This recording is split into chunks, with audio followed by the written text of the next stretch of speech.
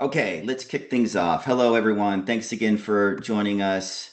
Welcome. Good morning, good afternoon, possibly good evening. My name is Jason Larson, and I'm the head of content and marketing here at the International Institute for Analytics. And I'm your host for today's session.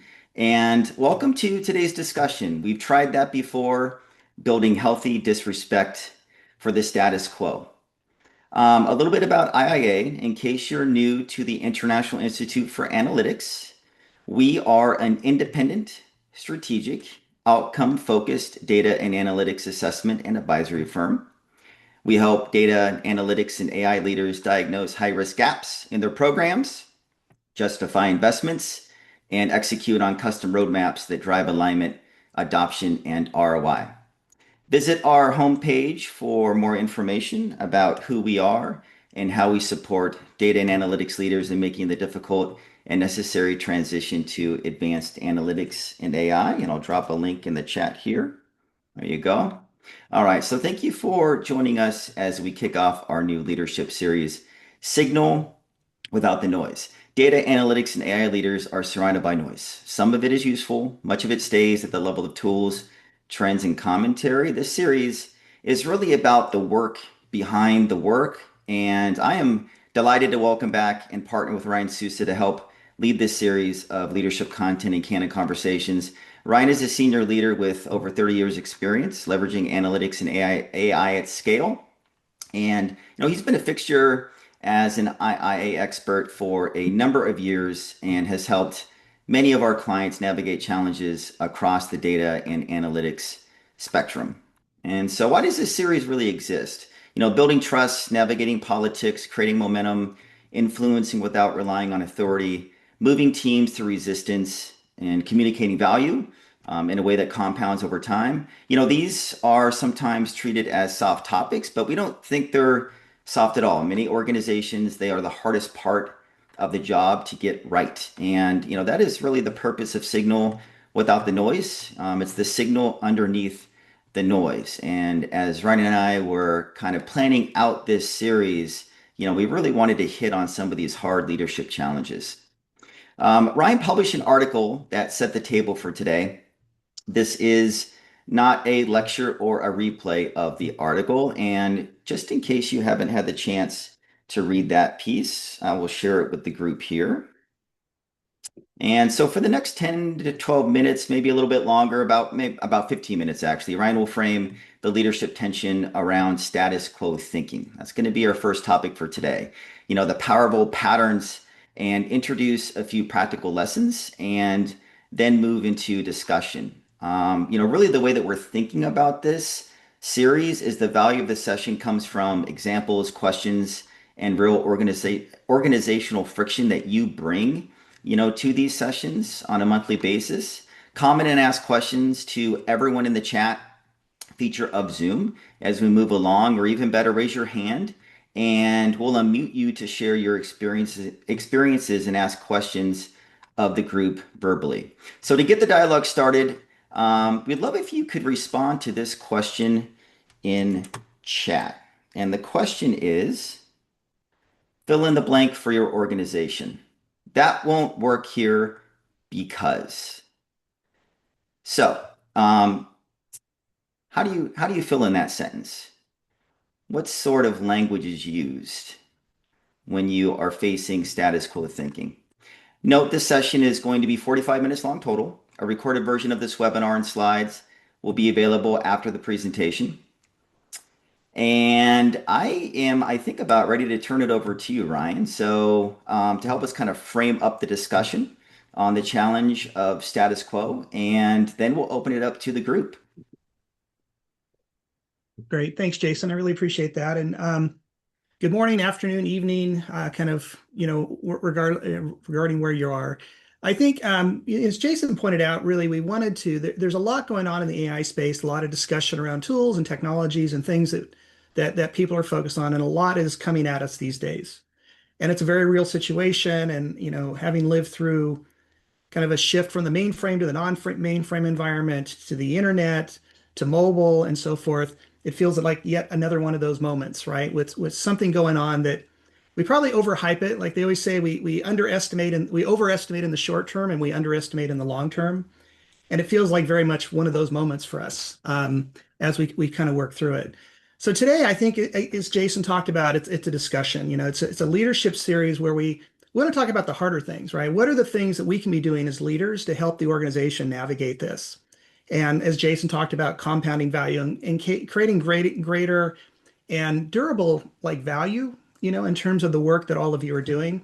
And leadership is at the heart. So you look at any transition, probably if you go back, I don't know if anybody's old enough to be around during the time of the horse and buggy, but like, as we go through each of these transitions, there is a big leadership component to that. And how we bring ourselves to the discussion has a lot to do with, how it affects the people around us and how effective we are as organizations in using some of this stuff.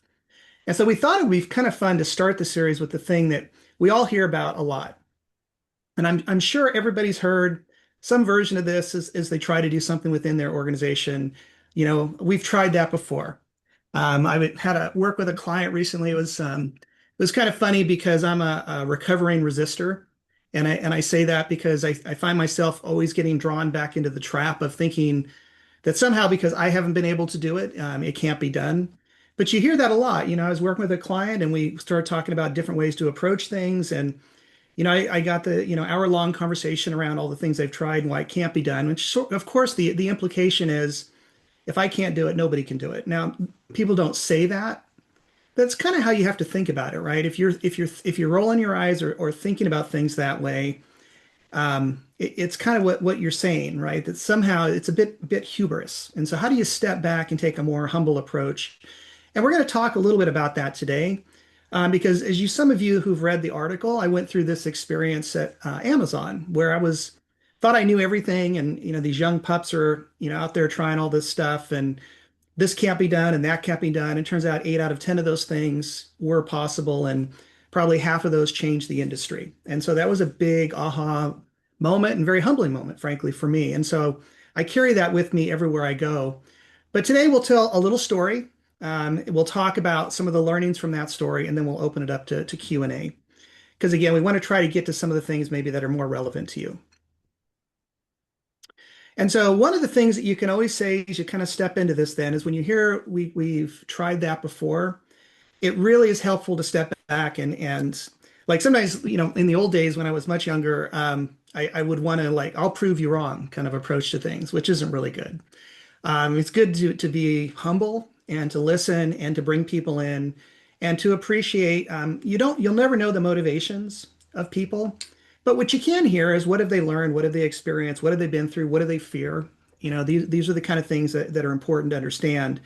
And so understanding the wisdom of why they feel the way they do, understanding the scar tissue that they have that they brought along with them, because as you're talking to people, usually one person's experience is shared by a lot of people within the organization. And then as a leader, your job is to make sure that all of this, as you're going through it, doesn't become this veto for why we can't do things. But to help people move beyond it, you certainly have to listen. And one of the things I learned early on, as I was working at Amazon or at Starbucks, was it's one thing for to hear people, it's another thing for people to be heard. And so it's also important to be checking in to see, do people know they're being heard, even though you feel like you are hearing them. And so that becomes important. But the biggest thing for me these days, and I mentioned this in the article, is you hear, we can't do that, or something along those lines.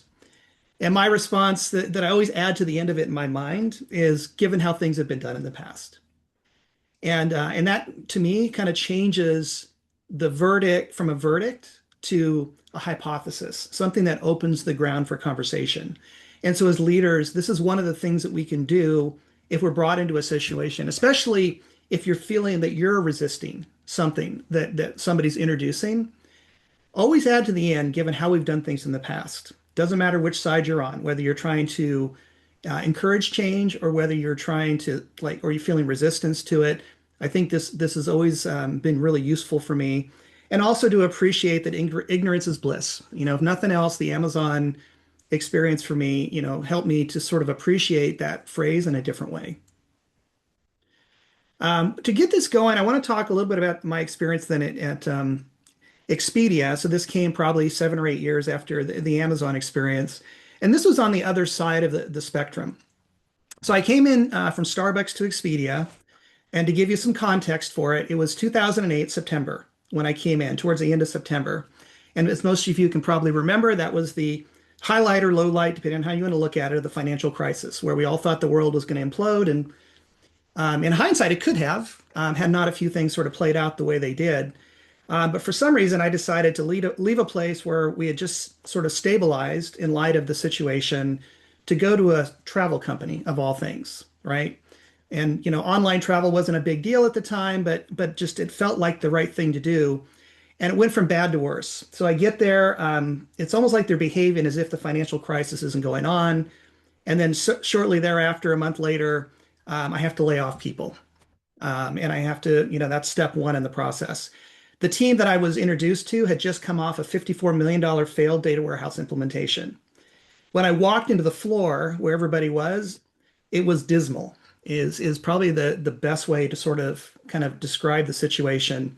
And the CTO at the time, who ran really all of technology at Expedia, came to me and said, "Oh, by the way, that failed project, we need that done in 12 months." And then as I reached around to my peers in the different brands, so Expedia isn't one company, it's really a collection of brands. So hotels.com being a brand, the Expedia organization being a brand. Basically, the hotels.com person said, love what you're saying, sounds really great, but we can't wait anymore. We're going to go do our own thing. So you had all these brands that were sort of moving in their own direction, building their own data warehouse implementations. And that was really the start of my experience there. And so, how do you sort of bridge the gap? And so, at some point, we should talk about the valley of despair, because I think we all kind of step into that from time to time when we come into organizations. And certainly, it was one of those moments. And I'll never forget it. This was December of 2008. And so, it really started by talking to everybody on the team, right? And matter of fact, everyone had all the reasons why things couldn't be done. And matter of fact, I spent an entire week listening to different presentations the team had put together around the work that was involved in sunsetting this data warehouse environment, moving to the new one, all the things they tried and it failed. And and not only do they need the staff they had, they needed a third more people and 18 months to get it done, not 12 months. Yet we had just cut the staff from 92 to 78. And so it wasn't looking good at the time. But we did start to dive in, and I find one of the things that was useful is not only to listen and to hear people and meet them where they are, but then start to change the mental model from why it can't be done to how do we make it happen. It's a small pivot, but the effects are pretty substantial. And so as a leader, I found that to be a good start, and also to take on bold bets. So one of the ways I kind of challenged the team, I said, "All right, great, it can't be done. But what could change and make it possible?" And one person said, "Well, we do weekly deployments. We have to be able to deploy many times every day, and we have nothing that does that." And someone reaches up and says, "Well, the legacy environment has a really mature deployment process. We could probably retool that and bring it over into this new environment, and we could use that." And we were able to get that as an approach. And we were doing 24 deployments a day instead of once a week. So that was a big step. Somebody had this crazy idea that the design was too complex in the new data warehouse. We really need to blow it down and rebuild it from the ground up. Sounds crazy, right? 2 months later, they had completed that process. So there were these bold bets that we sort of established up front that said if somehow we can make this happen, we can actually get there, or at least have the chance of get there. But then as we dug into the details, these crazy ideas turned out not to be so crazy. And so that was one of the things that we did as we sort of worked through this. And then, as you can imagine, the team now is starting to think a little bit more about like these aren't obstacles that stop us, but just things that we need to sort of work through. That mental model begins to change. And we not only sunset by the end of that 12 months the legacy Expedia environment, but we had also, the team took on the task of sunsetting the hotels.com environment as well. So we had won, that partner back. And so that was kind of an interesting story, that we kind of went through. And I think these are things that sort of came out of that for me, right? Like honor the reality. And it's like I like the term amor fati because it's not just about honoring it, it's like love it, right? Love the reality, like embrace it for what it is. Be curious and judgmental, which I think sometimes is really hard for me personally to do. And I think, it's really powerful though, like when you can go there because it takes the pressure off, get to know people, you get to understand what's going on, you get to see things. You start to identify the people that your core that you know are going to get you where you need to go, the people that sit on the fence, and then there's the resistors, which you don't spend too much time on. Um, Start to see the situation differently, right? And so this like Vuja Day, I saw this one time. I thought, oh, it's kind of a novel way to think about things, where look at the same situation, but explore it differently, right? Change the mental model we talked about, the bold bets we've talked about. And again, we've also just talked about like the focus on the core because there are, like this is why it's so good to listen. Like a lot of leaders alienate the people that are going to get them where they need to go because usually they come in and talk about how everything's screwed up and we need to fix this, we need to fix that. And there's always good things going on in my experience. And the people that are doing the good things are the ones that you're going to need in order to get through the transition.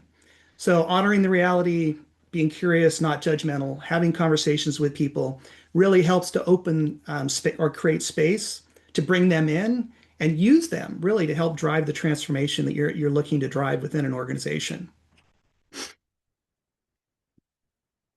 So with that kind of story and some of those ideas behind us to hopefully maybe seed this next conversation, let's we'll kind of turn it over to you, Jason. I think you wanted to do a quick poll here, and then we'll open it up to all of you to talk about what are the we've tried that before situations you're dealing with today, and let's discuss it. Yeah, so in the spirit of making this conversation as interactive as possible, let's launch a little poll here. Should be popped up on your screen. Which best describes your organization's current posture toward new ideas? Naive optimism, learned resignation, healthy disrespect, or honestly, none of these fit us cleanly. All right, take a second, and I will end the poll here in a moment or two. And yeah, let's open it up for discussion. If there's a version of we tried that before in your organization, bring it forward. AI governance dashboards, adoption funding, operating models, executive alignment, anywhere history slows the room down. We want to treat the resistance as data and ask, what is it telling us? Honor the reality behind it, then look at it differently. Is the constraint real or is it the mental model we've inherited? Where's the bold bet worth testing? So yeah, let's open it up for candid conversation here. And again, if you would like to ask a question or share your experience on the line, please raise your hand and we can make that happen. Um, all right, got some good ones coming in here. Let's see. Okay, what do we have? What's the results of our poll? Oh, all right. So looks like we have kind of a tie here between naive optimism, learned resignation. Honestly, none of these fit us clearly, with a slight edge on the healthy disrespect. Um, do those results surprise you, Ryan? No, not at all. So where do we want to dive in and maybe talk about some of these things? Because I think, like the healthy disrespect for me is, I like to, like, you got to change thinking. And sometimes to change thinking, you throw things out there that kind of get people to think a little bit, right? Yeah, And so yeah. like coming into a healthcare system and saying you have a healthy disrespect for status quo really gets people a little bit on edge. Mm, But it's interesting that then they want to talk about it. And then they want to tell me, why I'm wrong or why this isn't the way things should be or why that doesn't work here. And to me, those conversations are priceless, however it is you get there. So how do you get people to open up? Some people just open up. Some people like, I've been in places where like the entire room's quiet and this one person just can't stop talking. And then eventually other people maybe will add in. But however you can get people talking, right? Like they initially pull back, they say it can't be done here, but how do you get people talking about it? How do you get people sort of talking about why did it not work? What were the challenges? What couldn't you overcome? Because those eventually kind of translate into these, okay, then we have these bold bets, which is if we can do these four things, we actually have a chance of pulling this off. And that becomes a big pivot point, right, in the mm. conversation. Hmm. Well, we have a question here from David in the chat. So, going back to the Expedia story, did the data warehouse fail because data was unavailable, or because the organization still lacked a kind of a trusted evidence layer between operations and decisions? Boy, that's a really good question. I wish it was that simple, right? Like at the end of the day, I think, what they did is they stood up something that performed horribly. Um, and this was after the organization had waited like 12 to 18 months to have anything and to get access to. They had their fallback. The Expedia.com had their data warehouse environment, Hotels.com had their data warehouse environment. And so it wasn't as simple as just creating a space for people to go. You had to create something better than what they had. And so they created this really complex environment to navigate. Basically, everything had surrogate keys. Like the database design made it really difficult. And it also made like the loading really complicated. Like one of the big things that came up is one of the data architect goes, I don't know why we did this, but like at the end of the day, we used surrogate keys all over the place. We should have just used natural keys. It would have been so much faster and easier. And I asked her, I said, well, take a flow, a pipeline, show me the sequel to that pipeline before and after. It's like today, and then if we were to change the design, what would it look like? And all of a sudden, we went from this sequel that was pages and pages and pages to like this short list, a short SQL statement. So, okay, that kind of made the case. So we needed to do something there. And this is why it didn't take as long for them to transition because they didn't go like it was not a form over function exercise. And I think that was part of the challenge. When they did it, it was form over function. It felt a bit academic and not really focused on building value along the way as they were doing it.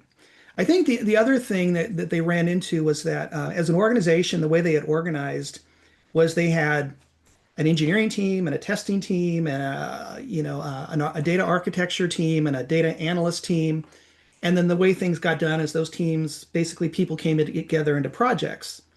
And I've never seen so many incredibly talented people get so little done at the end of the day. Hmm. I said in one meeting, just listening, how do we allocate people to get this project done? We spent 3 hours trying to carve up people's time in order to get space for them to work on these different projects. And so it was changing how we worked. So we started to align by like key operate strategic and operational priorities. Let's not organize by these functions, but let's build a team that goes after sunsetting this or a team sunsetting that. And we can't do it on our own. So let's create this team that is a combination of our business partners and our team. And so it's now a multidisciplinary team working to solve problems that matter to the organization.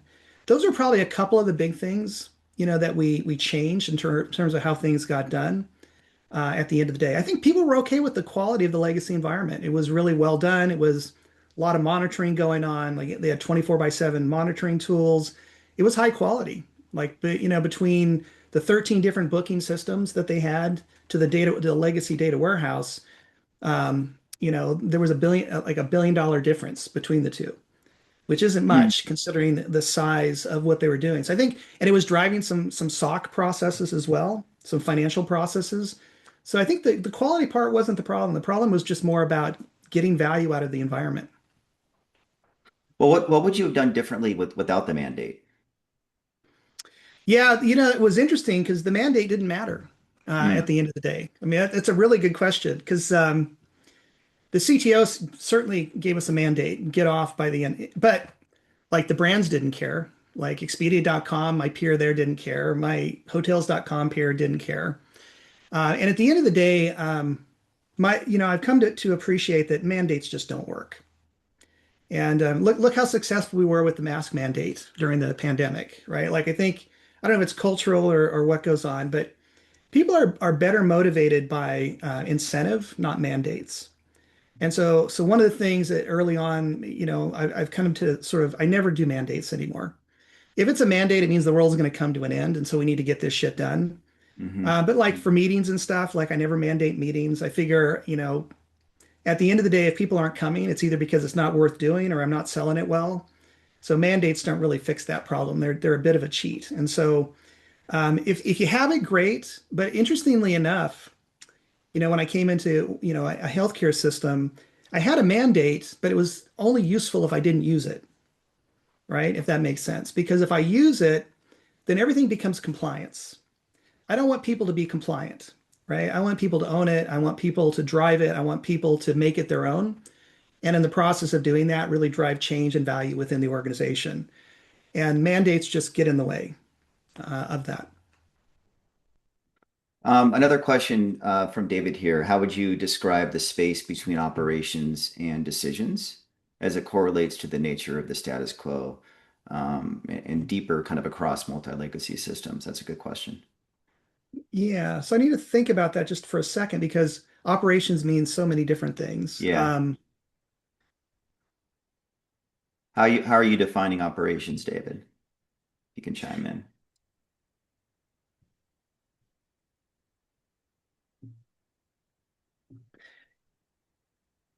Yeah, so okay, I think the answer here, um, Owners of workflows. yeah, I think obviously they're trying to run the business, Hmm. and they really need to sort of drive value in doing that. I mean, it's a really good point because I think going back to the Expedia example, I think part of the problem for the central team is they became disconnected from operations. They valued more form over function, right? It wasn't the urgency wasn't there, which is really surprising for a company like an Expedia because like they live and die by their ability quarter to quarter to hit certain targets. And so what ends up happening is the brands, right, the operations side, they just go do their own thing to get the shit done. Hmm. And so I think, the thing that, I've come to appreciate is that at the end of the day, the only way to bring these things together is to bring them together. So if you've got an operations team and a technology team supporting them, working in a transactional way doesn't work anymore. Like really putting them together on teams and having them co-own the development and co-own the outcome and the impact on the business is a much more powerful way to sort of leverage your talent pool to get solutions done within an organization. We talk a lot about it in the context of federated approaches, but the idea is, you have a very lightweight sort of central team creating frameworks and practices that is kind of a harness for everyone else to use. And then you have everyone else embedded in the business supporting different aspects of it. So in the case of Expedia, it was two teams embedded in Expedia brand, one team embedded in the hotels.com brand, aligned to the business, delivering value, working on a single platform. And when I left, like the platform supported all the brands, and the platform looked like it was built by one team, even though we had 20 teams working across the world at the end of the day.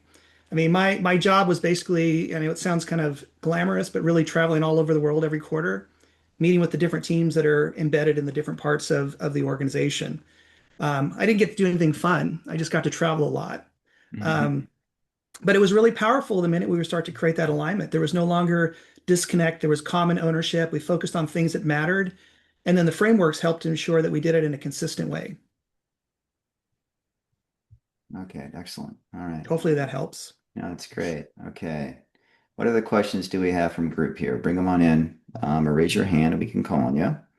I actually had a question here, kind of going back to the reframe, which I think is pretty important, right? So you had given how things have been done in the past to every that won't work statement. So, adding that, given how things have been done in the past, walk us through, how that changes a real conversation. What does the follow-up sort of question or questions sound like in the room there? Yeah, I think it's more for me, I guess it depends on which side you're on. So if I'm a leader coming into an organization and I'm hearing that from a lot of people, right? Um, for me, it causes me to sort of instead of being resistant to the resistance, right? And saying, we're gonna push forward on this. And this goes back to even if I have a mandate, or even if in some ways I find coming in at a more junior level within an organization to be a blessing in disguise Hmm. because the only way I can get forward momentum is to really connect and understand and either acknowledge that, you're right, like that path isn't going to work, or to get into the details and explaining to them how, like, but this path will. But it doesn't happen until you start to have a genuine conversation. So I've always taken kind of the 30, 60, 90 approach, which is I really try to focus on listening a lot the first 30 days to anybody who wants to talk to me and getting around. And I'll share my ideas and opinions. And I get a lot of rolled eyes and you're a crackpot. But I plant those seeds in the first 30 days. But mostly it's not about, um, I don't want to try to advocate, right? Like you got to be careful. Like for me, I'm not a salesperson, but I kind of am, and so I'll try to advocate. You don't want to do that. You want to listen a lot. You want to listen over advocating for that first 30 days. Then the next 30 days is about coming back and saying, boom, you know what? Here's what I heard. And it's amazing as you're listening, you're not only listening about like what things are today, but also people give you ideas on what things could be. Some of the best ideas come from those first 30-day discussions. Second 30 days is getting alignment. And not only are you getting a plan in place and alignment across that core group and knowing who that core group is, you're also showing them that you did listen, right? As you kind of went through that process. And then, like, the next 30 days is all about transition from we've talked about it, here's what we're going to do, now let's start to do it. And that's that last 30 days. And it really is about finding that starting point that drives impact and visible impact and value in the organization and getting started on it. Sometimes that can be very narrow and small, sometimes it can be bigger. But the idea is you want to get there in 90 days because I find that if you cross that 90-day threshold, you start to lose interest from people. So around the kind of alignment phase of things, this really is about coalition building, right? Big And time. right, so like if you when you're trying to find people who still have energy for a better path, how do you identify those people in an org? Maybe that's grown skeptical, and how do you use them without burning them out? Um, as the designated optimist, if we're to go back to our poll. Yeah, I mean it's a good question. And to me, it's the fun. To me it's the fun part at the end of the day. And I'll tell you what I don't do. I don't try to anticipate anymore who are the people that are going to be the ones that drive the change and who the ones that won't, because I've been horribly wrong over the years in trying to anticipate that. And I think in the conversations, it's just a very natural process. As you're having the conversations and you're hearing from people and you're sharing your ideas, what you start to see is people start to sort of naturally bubble to the top. It becomes very clear who those people are. You don't have to really look for them, right? I mean, you have to look, but I mean, they tend to be right there, and they tend to have a lot of really good ideas, and they've tend to been frustrated because they wanted to pursue these ideas because, as it turns out, a lot of these ideas are super impactful to the organization, and what they haven't had was somebody there to advocate for them or to help them figure out how to navigate the organization, to getting there. And so I think on an individual level, that's kind of how that comes together. But then you make a great point. A lot of this is about building alliances. It's about, working together. It's about building a community within an organization. And so as you're starting to identify these individuals, you start to organize them into a community and a brand around the community. In some ways, marketing and brand marketing becomes a really important part of this as well. So as you work with that core, you develop kind of a brand and a purpose, that you're going to pursue in the organization, a few areas you're going to focus on to drive that value. And then the rest of it is execution. Forget about everything else at that point. Execute, demonstrate you said what you can do. And then the minute you do that, all of a sudden another group comes forward and says, well, wait a minute, I want that. Like Seattle Children's was a great example. The CFO didn't want to have anything to do with anything that we were doing at the start. And we met with her and she gave us a lot of great feedback. And then she explained to us all the reasons why things can't be done. She said, oh, wait, there was this one thing that the IT team was able to do effectively. No, no, no, wait a minute. They don't get credit for that because we actually hired somebody through IT to do that work. And so we didn't focus on that. We focused on the core. It's a healthcare system. Dawned on me, it might be good to focus on the clinical side, the people that treat patients. We did a few things there. And then 6 months later, I get an email from the CFO saying, hey, where's my team? And I think that's the process, right? I think the process is getting enough people motivated and started, getting enough support in the organization to support you. And sometimes that means like we had no mandate, we had no money to do this work. I had to go to my business partners to get the money to get us started. It was almost like a bake sale, Mm. to get that going. But once we got it started and then other people started to plug in, 12 months later, well, we were part of the strategy. And then 12 months after that, I never had to ask for money again. But it all came down to getting a core group aligned and moving really excited about a certain direction, creating awareness to other people that we were doing it, And then you've got to demonstrate value. If you can't make that execution and demonstrate positive value within the organization, nothing else happens after that. And then if it does, 12 months traction, 18 to 24 months acceleration. Mm. So here's a comment kind of around the sort of refrain here that's come in a couple of times, just kind of getting the shit together. And the comment here is, when I hear that, I think that that may also include regulatory scrutiny to that organization. Hmm. You just sort of brought up an example where there's going to be a lot of regulatory scrutiny, of course. Of course. So the problem may have signals emerging from the outside of the boardroom. And with that pressure, given today's conversation about AI governance, who ultimately owns that responsibility? So that's kind of more of a comment, but is there anything you want to add to that?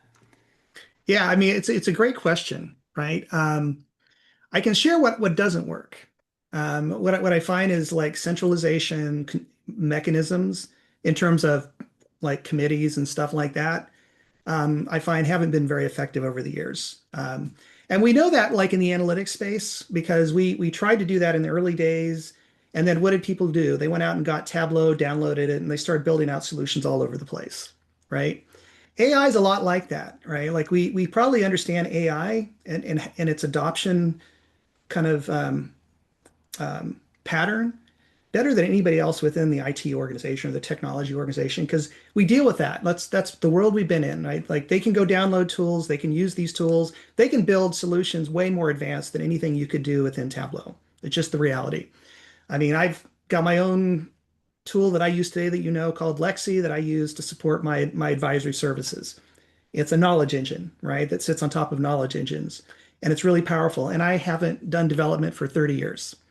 And so this is what's out there today. And so I don't think you can do it centrally. I think, a lot of this gets down to though, you want central mechanisms to enable agency within the organization to try a lot of different things, but do it in a way that there is transparency, that you are managing risk appropriately.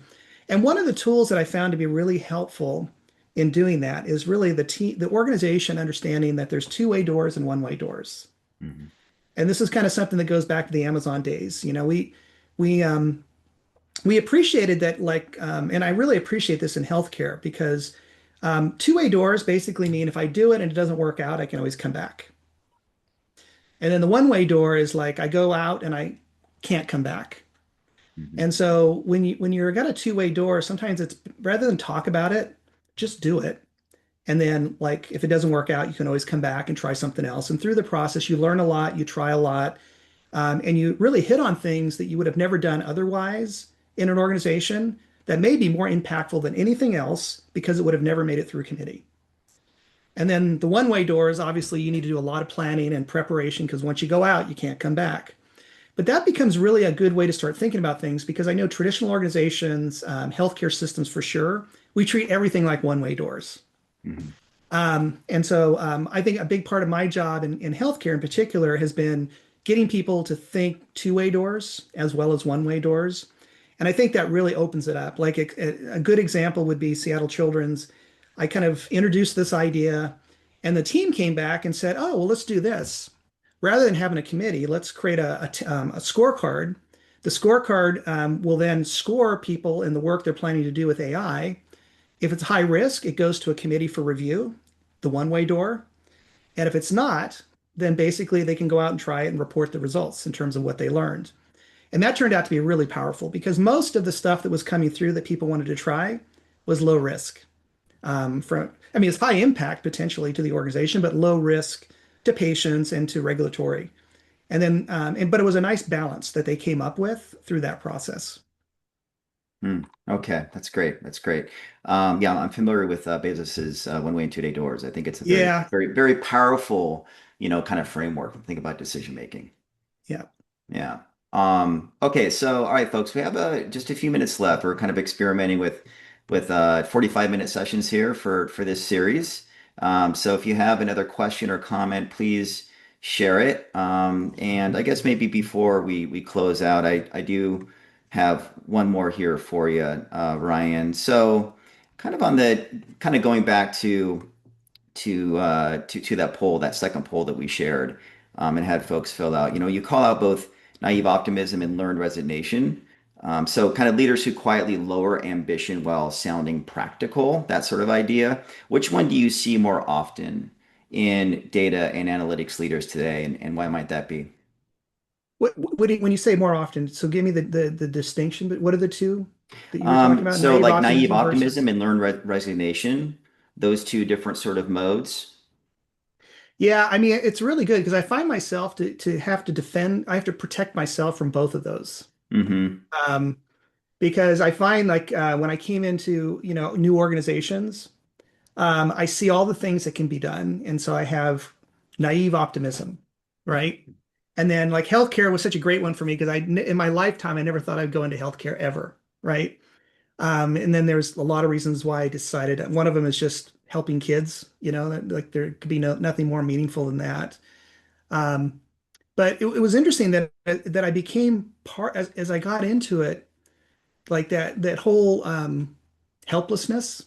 I started to get sucked into that trap, right? At the end of the day, I found myself getting pulled in, and in part because you have cultures that sort of reinforce certain things.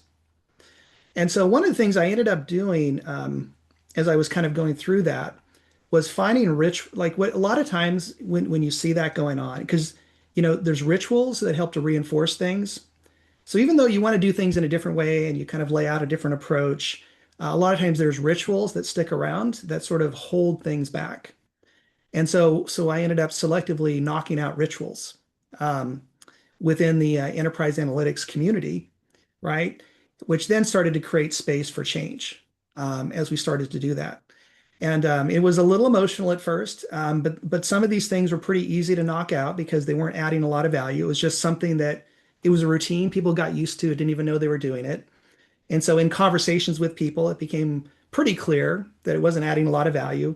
And again, I never try to optimize for everybody, right? Like at the end of the day, I optimize for the majority. Like I always know there's going to be a third that are on board, a third on the fence, and then there's going to be a small number of resistors. Sometimes that core is really big, sometimes it's really small, just kind of varies. But once you get that lined up, then I think the rest of it sort of comes along. If you get distracted on the resistors, a lot of times you miss out on what it is you're trying to do. So hopefully that helps a little bit. Yeah, no, indeed, indeed. Okay, all right. So knocking out the rituals. I think that's a nice little mantra for us to end on. Yeah. All right, everybody. Well, thank you so much. Yeah, So, thank you. oh, go ahead, Ryan. No, I was just going to thank everyone as well for the questions. Yeah, yeah, you bet. Great questions. Great commentary throughout. Again, we will be sharing a recording of this webinar in an upcoming email, and it will also be available on our website. Please take a minute to get feedback on the session. You should see it on your screen right now. It helps us shape the agenda for this series moving forward. For our next discussion, we are thinking of exploring how to create agency when you may not have a mandate. So give us a thumbs up in chat or propose a topic on the feedback survey in response to that idea for the next session. If you are new to IIA, take advantage of our free 30-minute follow-on consultation with Ryan Sousa. Ryan, if you could actually advance the slide here Oh, one sorry. for the QR code, no worries. Use the I'm QR losing. code I'm and yeah, not doing use my the job. yeah, use the QR code in the screen or to schedule this free 30-minute consultation. A member of our team, Jack Taylor, will help schedule that call. And if you're currently an IIA client, don't hesitate to reach out to the team to facilitate a conversation with Ryan or any other expert in our network, as that is a very important part of your service. So stay tuned on our email and social channels for tools and resources and other content to help you with your data, AI, and leadership challenges. Thanks again, everybody. We look forward to kind of growing this series month to month. So please send your feedback and commentary. And onward and upward, and have a great rest of your day. Cheers. Yeah. Good luck.